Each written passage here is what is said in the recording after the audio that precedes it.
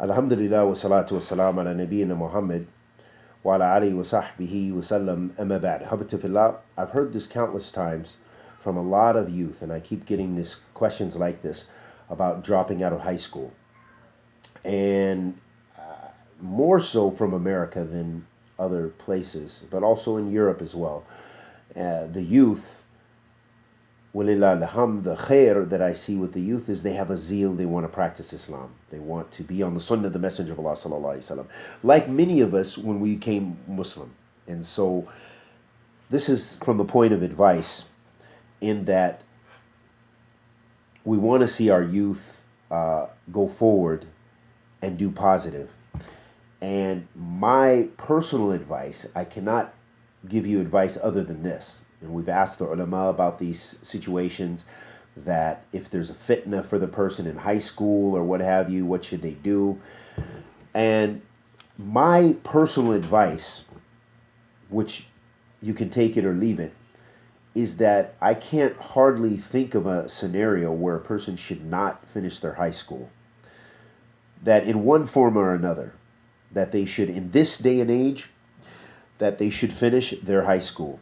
Now, if they have a way and means to do it online, then this is great. Hada khair. Meaning that the fitna is so great for them. They're so afraid of zina. They're so afraid of losing their deen. But this, to me, in general, I would say, shows a weakness on the part of those individuals with regards to their deen. There's no doubt we should all be fearful of fitna. But if to the level, to that extent, I don't see any strength or willpower for the individual who cannot even finish their high school. Because the consequences and the mafsada of not finishing your high school in general is very great, whether it be for a woman or a man. And I'm saying this because we live in a time which is so different than even the 1990s I can recall, where there was much more opportunity. Now, without a university degree, in a lot of the world, it's very difficult. I have been able to seek knowledge by the grace of Allah subhanahu wa ta'ala for the little knowledge that I've been able to study, and a lot of it that extended my period of time because I wasn't able to make tafarrug, which means to just isolate and be where I'm only focusing on talib al-ilm. I had my chance when I was younger. But once I got responsibilities and family and things like this, I had to work and take care of family. And the ni'mah that Allah has given me is an education, a secular education as well. I finished high school. I finished a bachelor's in political science.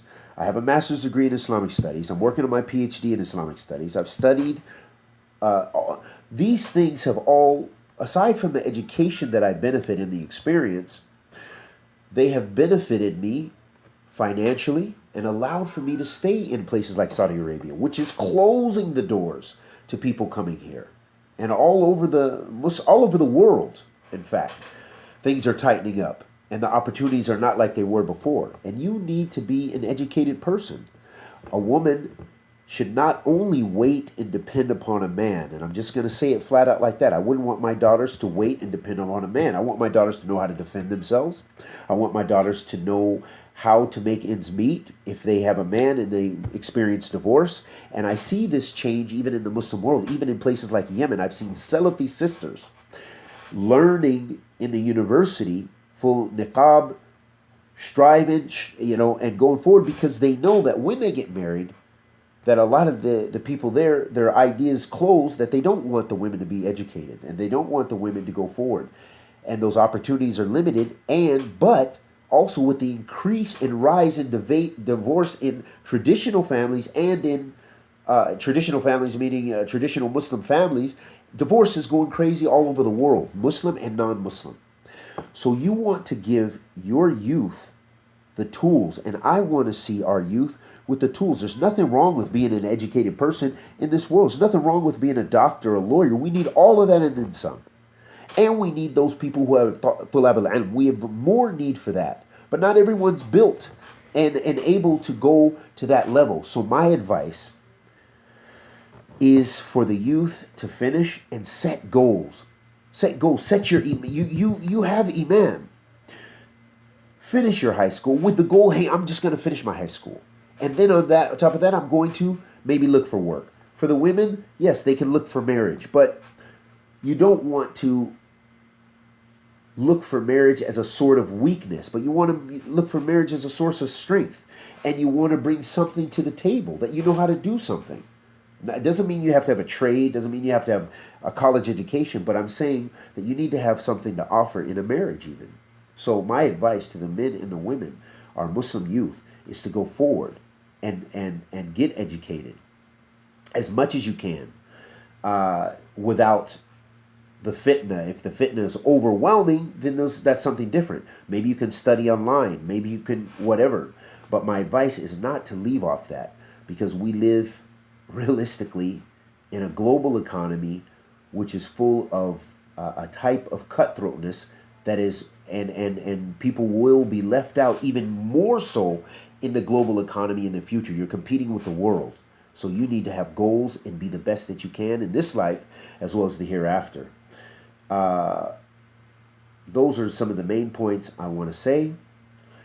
And seeking Islamic knowledge does not have to take away from seeking knowledge of this worldly life. And this worldly life was created by Allah subhanahu wa ta'ala. This worldly life, it should be the wasila. It's the means for you to practice your Islam better. That if Allah favors you with wealth, you can spend it in the cause of Allah. You can spend it on talab al-ilm. You can spend it on supporting scholars and opening up masajid. But if you're poor, you can't really do much for anybody, even yourself. Even getting married for the men.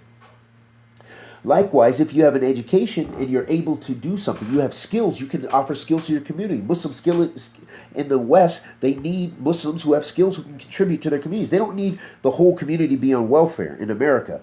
Or in the UK, they don't need the whole community to be on the dole. We hear the nightmare stories, brothers having sit-downs with sisters. These brothers don't work, saying he's doing talib al-ilm. He has a wife. He wants to marry a wife. And this came to me from someone I trust. He said, you got brothers that sit down with sisters in this situation. He's married.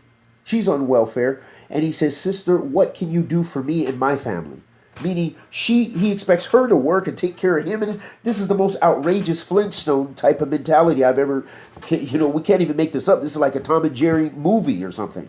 So it shows us that we cannot allow ignorance and staying backward to distort going forward. And anyone who wants to dispute that, even we see from the scholars here in Saudi Arabia, especially because Saudi Arabia is a place of wealth and it's a more, the education, and now they're pumping out education. So you see how many mashayikh, they have doctor's degree. Of course, it's in Sharia and stuff like this. But my point is they're educated, and we've taught in our universities. When I lived in Medina, how many mashayikh? Sheikh Rabi's grandson, I taught him. Sheikh Abdurazak Abedr, someone was teaching his son. Me and my colleagues, we taught how many of the mashayikh we taught them. We got to know Sheikh Salih Suhaimi, one of his sons. That's how I met Sheikh Salih Suhaimi initially, through his son, going to his son. And so, subhanAllah, my point is don't cut off yourself from khair. And we ask Allah the Almighty to accept our good and forgive our evil. Wa sallallahu wa sallam ala nabiyyina Muhammad wa ala alihi wa sahbihi wa sallam.